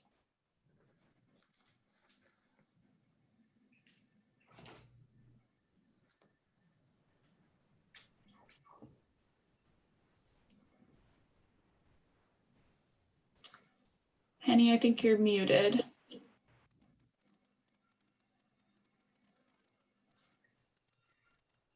Sorry. Technology. Good afternoon, everyone. My name is Henny Lastly. I represent Smart Colorado, an organization that looks out for kids since we've commercialized marijuana in our state. And I had just a couple of questions. The first is, I wondered if maybe, if not on this call or on the call on Thursday, if you would be able to share where the city's budget is currently on youth prevention. I think that would be just sort of a nice balance to sort of, as we roll out and look at these expansive policies around marijuana license types, it would be really good to see where we are in terms of youth prevention dollars. As we all know, the state's budget was cut by 79% when it came to marijuana education. And, you know, of course, that coupled with these new rollouts are concerning. The second thing is, I'm curious what the plan is around community outreach for both consumers and non-consumers. You know, what is the plan for the city to really do? I mean, we've done amazing outreach here, but just curious about, you know, are city council members going to hold sessions in their districts? Is there going to be a media blitz? What, if any, plan has kind of come around on that? So thanks so much and appreciate all the work. I mean, what a lift. Thanks for your questions, Henny. And you're right. I mean, our budget has also been cut with regard to youth prevention dollars. So that's, you know, definitely a concern on our part, which is why we're really, you know, adhering to those youth protections that we already have in place. About community outreach, you know, when we put together the work group, we did sort of reach out to some community people to try to get some individuals on our work group that were more community, just, you know, not really related to marijuana or not, you know, criminal justice or not the industry or whatever. And it was such a big time commitment. We didn't have that much interest. We had one or two people, but then one woman, you know, wound up not attending all the time. But so, yeah, let's talk about what you're thinking about. I'm not sure if I really understand what you're talking about as far as kind of community outreach for consumers and non-consumers, just to sort of know what this is going to look like. But happy to hear your thoughts on that. Yeah, I mean, I just think that we've seen in the past, since commercialization has rolled out, even with just storefronts and dispensaries, that oftentimes communities are like, what do you mean this is going to happen? And so I just think the more we're ahead of it from a, you know, from an outreach standpoint, it gives people more opportunity to really speak out. I know there's only so much that the city can do, and there's so much going on, and everyone is so you know, it's just such a challenging time as it is. But I just think it's an important rounding of this whole conversation. You know, have the impact on businesses, you know, and, you know, other businesses besides marijuana industry businesses. Yeah. And if you or anybody else on this call right now has anybody sort of top of mind that you'd like us to reach out to, let us know. A lot of times, you know, for these types of things, a lot of times we find out, you know, the council people are representing their district, and that's where we get a lot of the real neighborhood input. But if anybody on this call has any thoughts on additional community people that we can reach out to, you know, and we've got all of our stuff online and all of that, but, you know, if it's not something top of mind and it's not something you're totally into, people don't always know what's going on in the city. So right. Let us know if you have any thoughts on that, and we will pursue that. Molly? Yeah, I'll just add a couple of things. So we do, I think it was Joey that brought up the great idea of holding one of these sessions in the evening and doing some outreach to community organizations and maybe RNOs and inviting them to a session like this. So we're talking about organizing one of those in early January. And so that will be a great opportunity to share of, you know, what's coming. And then if everything passes, and I love the idea of doing some additional outreach and education around that too, once we know what's passed.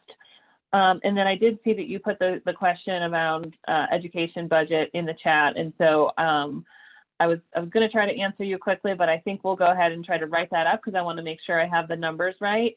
As Ashley said, we're actually seeing a decrease in our budget when it comes to our marijuana education efforts. But actually looking at citywide budget, there were some agencies that, you know, we're not the only ones. We had the high cost campaign budget in cost in our budget in 2020 and in previous years, but there's lots of other agencies in the city that work on this. The Office of Children's Affairs, the Office of Behavioral Health, and they actually decreased some of their funding in 2020 that has been restored in 2021. So I actually think that when you look at the budget picture from a citywide perspective, we'll see some maintaining, but we will see a decrease in the high cost campaign in 2021 as a result of budgetary restraints. And I know Eric has worked with Appli, the contractor, the marketing company that's working with us on this, and they figured out a way to continue to try to get as many impressions out there as possible, but maybe just not be working on new content. And I see Eric hopped on. Do you want to share any of that, Eric? Or should we wait so we make sure we get it all right, Molly? Whatever you'd like to do. And Eric, if you're talking, Eric, yeah. You're muted. Yeah, I think, let me turn on my camera here. Sorry, guys. I think you did a good job in sharing that, Ashley. We've actually had huge success in our high cost campaign. We've seen, and I don't have all the figures in front of me, and I'm really glad, Henny, your continued focus on this, because as you know, our agency, a big thing that we judge whether we have success in regulating marijuana is youth prevention and education. It's in the top tier of things that's most important to not only our agency, but also the mayor, as far as do we have a successfully regulated industry. And we've seen, as far as risk perception, we've seen that go down. We've seen, as you know, the numbers better than just about anyone. We've seen there hasn't been any huge increase in usage by youth, at least something that would be a scientifically valid. We've seen it go down a little bit. We've seen it go up a little bit. And so it's going to continue to be a focus for our office, for our agency, and for us as a city. And because we're doing expansion right now with what is going to be allowed, or at least proposed right now for city council to determine, we're going to continue to have that focus. And that's why the high cost campaign is continuing in 2020, despite some budget cuts. And we're going to still be out there and still getting the messages we need for youth. And so they can see the dangers of underage marijuana usage. Thank you. Okay, thanks, Henny. Next we have David Goddard. I'll promote you to a panelist now.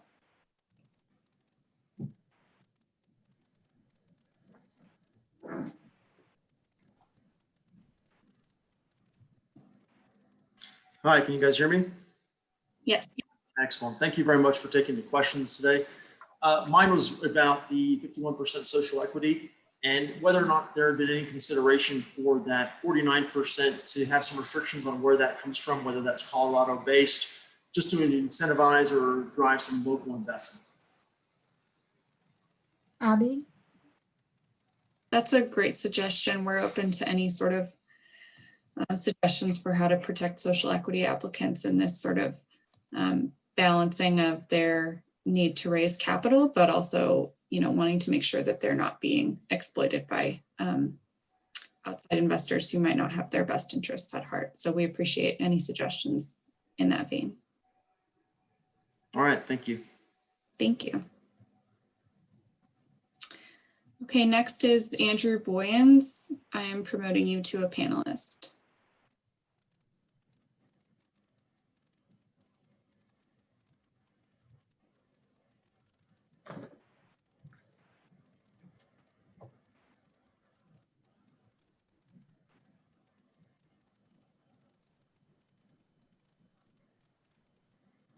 I think you might be on mute, Andrew.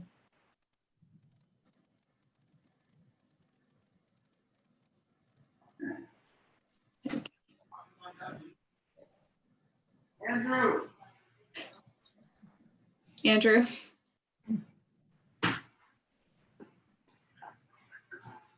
Okay. Oops, sorry about that, guys. I stepped away for a quick second and then it got told I was up. My name is Andrew Boyens. I'm a Denver native representing 90 Rems, local manufacturer, store owner, and cultivator for 11 years. Appreciate all the work. Definitely agree with, the direction we're heading in Denver. But my biggest question, I guess, surrounding all of this is, what are the thoughts on, basically allowing existing business owners to participate in delivery and hospitality? It just seems like it's kind of, wishy-washy right now. Just want to understand that further. So, right now our proposal is that for the next 6 years, we will have exclusive access to these license types to just social equity applicants. So, if an existing business has some social, qualifies as a social equity applicant, they would be able to be engaged in that. But it's really just limited to social equity applicants for the first 6 years. And that's because the industry has already had sort of a 6 years head start. We've already had the industry up and running without having any social equity provisions, whereas some of the other jurisdictions that came on later after Colorado did affirmatively put those social equity criteria up front. Now, with delivery, what we're doing is the transporters will be exclusive social equity applicants for 6 years. But we will allow stores, currently existing stores, to start doing delivery within 3 years. So that's kind of where we are in that. We also hope that incentivizes currently existing business operators to contract and work with social equity applicants, whether that's through delivery or other models. Yeah, but doesn't that open it up somewhat to some of the similar issues that were brought up at the front end of the call with kind of paper ownership, those same type of issues of financing, equity, all of those same factors with that limitation almost allows for backdoor, issues to potentially occur? Well, that's one thing that we want to be sure that we have that tightened up, but, we're always making that balance and trying to figure out how to ensure that we can remove these barriers and allow for other participants, and also looking at how do we make sure that they can have access to capital at times right now when, the city doesn't have much financing to provide to support them. Erica, I think you started to have something else you wanted to weigh in on. I was just going to note that existing stores can supply product for delivery. They just have to contract with a transporter licensee. So stores will be able to, make some revenue off of that for both medical and recreational. They just have to use that transporter to actually conduct the delivery. Okay, makes sense. Well, I appreciate the comment. Thank you. Well, thank you, Andrew, and thanks for weighing in on it. It's an important issue that you raised, and we appreciate it. Yeah, no, sorry, I was walked out. Of course, right when you got up. Okay, no one else is signed up for public comment at this time. Okay, well, that was a good, productive 2 hours. If anybody has any other questions, feel free. We will summarize all the questions that are in the Q&A and get a document out. I think there's a lot of great questions that we'll be able to follow up on there. We appreciate everybody's suggestions and ideas and open dialogue today. We are always available for follow-up questions or ideas. So put that in the written comment template or in any other format. Just send us an email. We're here to listen. That's what this phase is all about. So any other closing thoughts from the rest of the team? We just had one person raise their hand if we want to do more. Sure. Got time. So, Graydon Washington, I'm promoting you to a panelist so you can speak.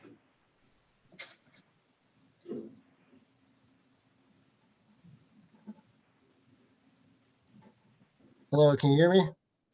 Yes. Yep. Thank you. I know it was last minute there. I appreciate it. My questions pertain to hospitality. My first one is for the hospitality licenses that are in a permanent location. It looks like there's two models, sales and bring your own cannabis. I guess my question would be, would you be able to have a dual license or multiple licenses at one location if they meet the requirements, say, be able to sell cannabis and have people bring in their own cannabis? People can't bring their own cannabis to a business that is licensed as a hospitality and sales business. So if sales are occurring, bring your own is not allowed. But under the bring your own model, sales are not allowed. So it's one or the other. Okay. And then my second part is under the hospitality sales license, under location restrictions, it says essentially you can't have a license at any location containing a medical or retail marijuana store license. I guess I was just trying to see what the inspiration was behind that ruling. Well, I think Molly answered that, but I think all of this gets back to state law, right, Molly? Yeah, so that's been state law, but I think also we tried to clarify it a little bit in our language. And part of that is because we want businesses to be clear that if they have a store or center right now, if they want to have a consumption area, there's the hospitality and sales license that is available. So if you want to have sales and consumption, it's the hospitality and sales license. If you want to have sales, then it's the store license. And so we're just trying to clarify that, there's consistency and, some equity among those licensees as well. So I hope that answers your question. Yep, it does. And then just lastly, just want to thank you folks for taking the time today to inform us on this subject. And someone that's been in the industry for years, I would just like to commend you folks on establishing that position that Joey Pena holds. I think that's one of the most critical positions you folks have established. And I would just vote that you keep it, especially going forward for the social equity applicants. I think they would really benefit from having an asset like that within the city. So thank you so much. Great, Graydon, thank you for that. The industry who brought that recommendation to us, and I think anybody, whenever they're navigating any government systems, it can be complicated, but particularly marijuana as we got started and the rules were so complex to begin with. So it was really the industry that brought the idea forward, and then the mayor who jumped on it. And then we were the super smart people who hired Joey. So yeah, it's also been the person in the position who's really made it such a valuable position. So thanks for that. That's great. Absolutely. Thank you so much. Great. Thank you.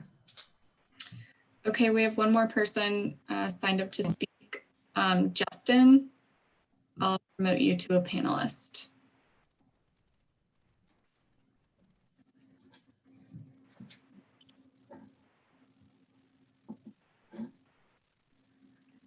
Can you hear me now? Touchdown. Yes. Okay.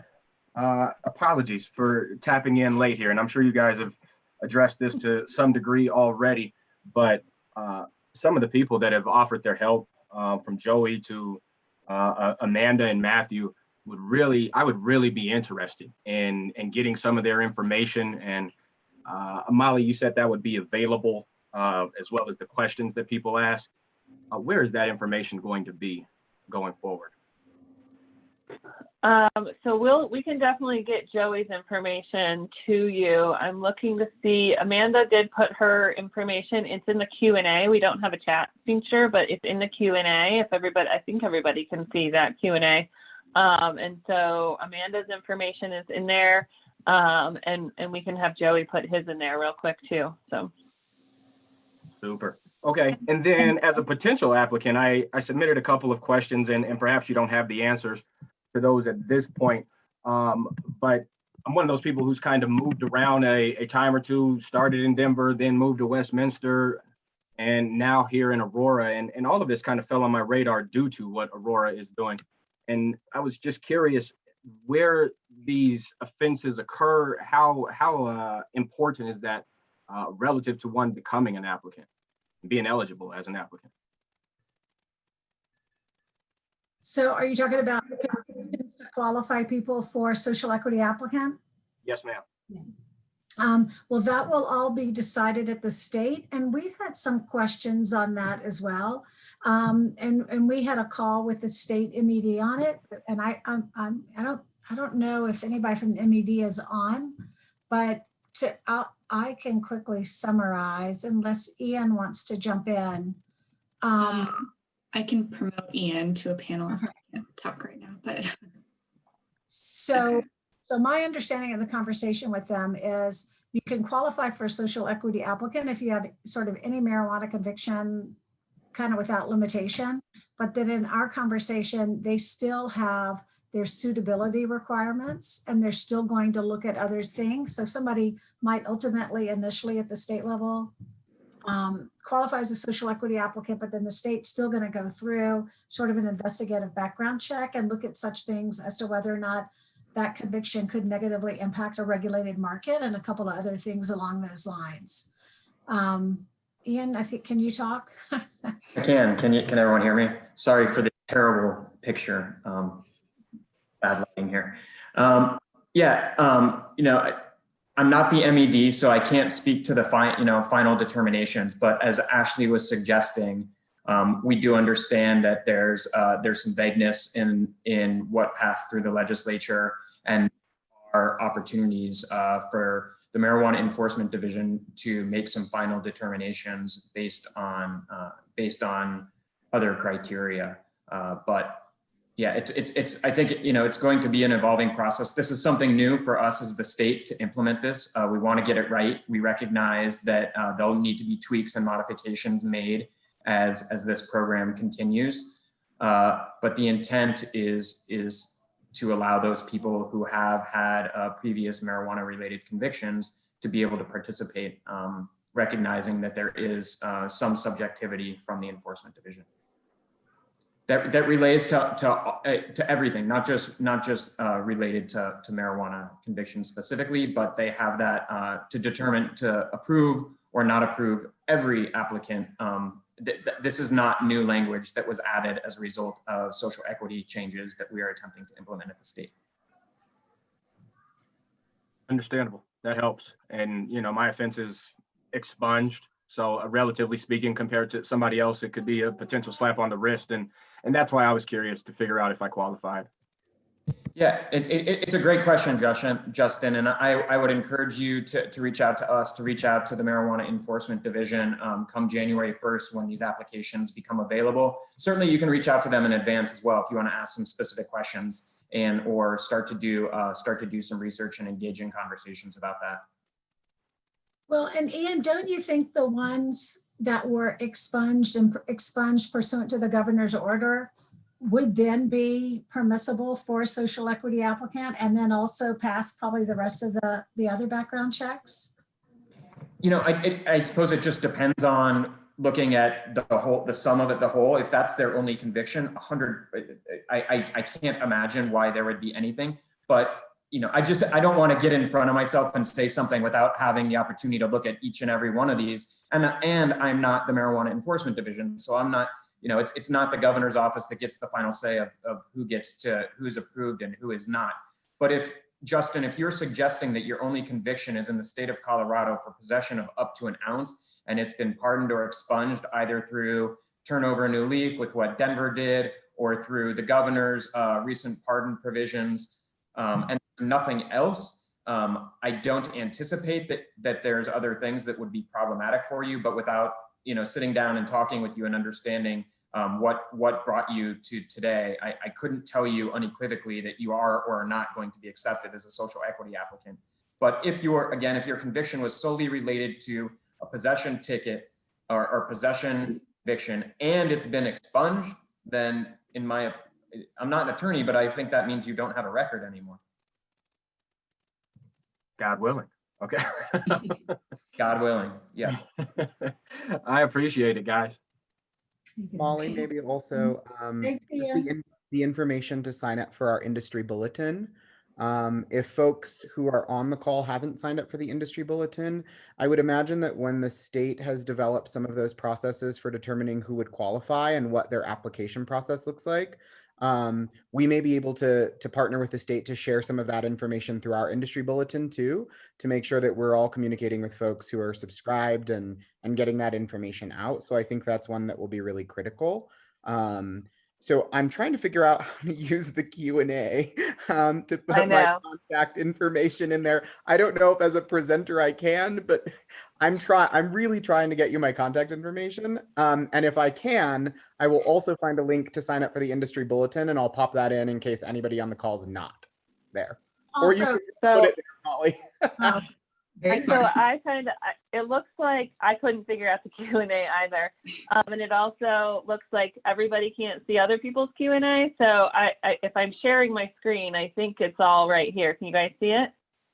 So this is some of the people that had put in the Q&A that they would want their information shared. So we've got Truman Bradley from the Marijuana Industry Group, his phone number and email there. The color of cannabis, I put Sarah's information there and her email.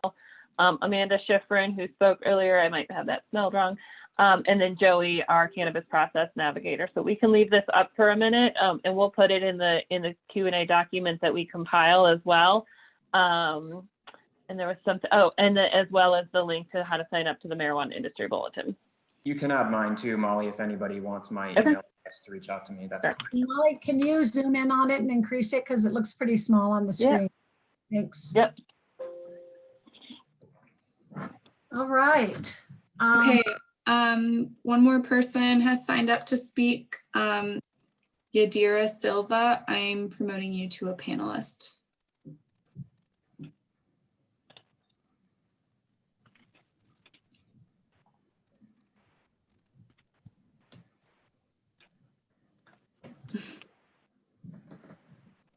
Hi Molly. Hi Mrs. Evie, Regu, Ashley, and everybody else, Mr. Peña.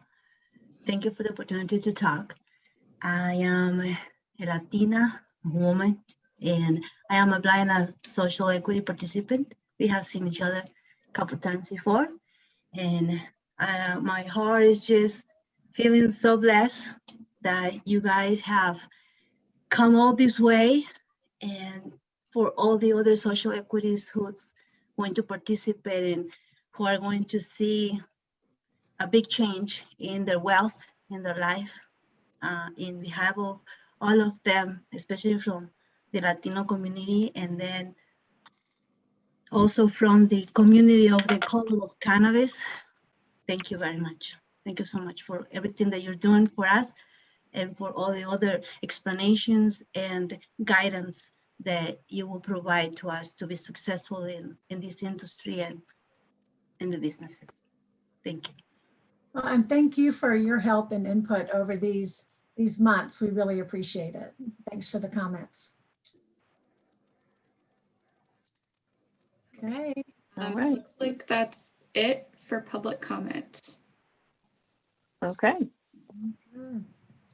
Well, thank you, everybody. It's nice to kind of depart from our formal 2-minute public speaking, public comment format and have some dialogue. So we appreciate the flexibility with everybody and everybody maintaining some order. That was great that we could go in that direction. So feel free to reach out and or join us again on Thursday.